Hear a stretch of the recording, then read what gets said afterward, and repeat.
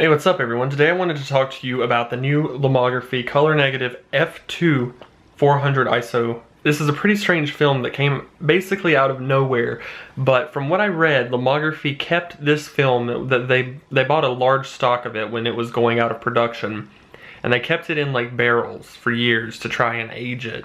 And it almost sounds kind of like they're aging wine or something, but they're aging film. And through this process, they created a film that, when developed, gives you an X-Pro look to your photos, which is like this really cool look to your film that's really like the classic Lomography look. You've got these dark sort of color, the darks are really dark and the lights are kind of light. You've just got this really nice looking, warped type, chemical looking photo.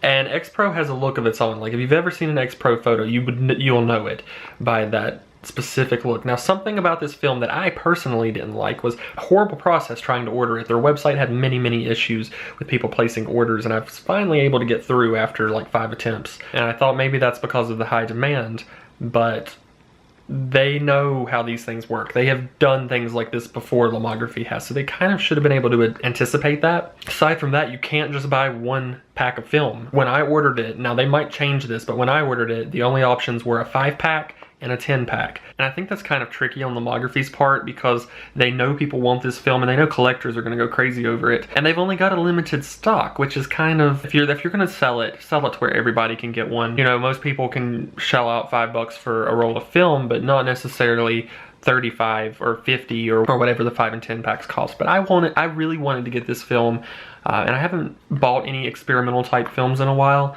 So I decided to get the 5-pack because it was the cheapest option. And then even then, you have to pay shipping, because unless you spend like $125, there's a shipping cost. It was like $7 or $8 shipping, and I know that these little things of film don't cost $8 to ship, but whatever.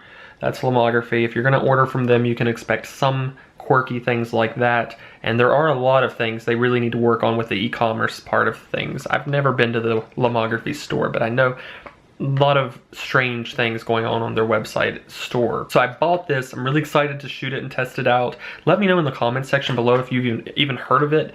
If you have you ordered any of it? Do you plan on ordering any of it?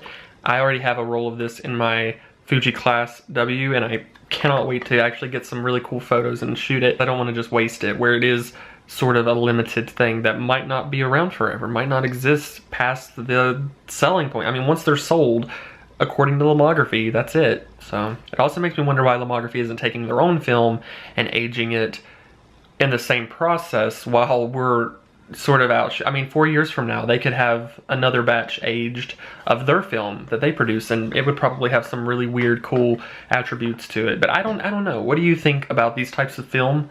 Are you excited for it? Give this video a thumbs up while you're thinking about it. Subscribe if you haven't already, because we talk about tons of film, camera related stuff here, and I will see you guys later.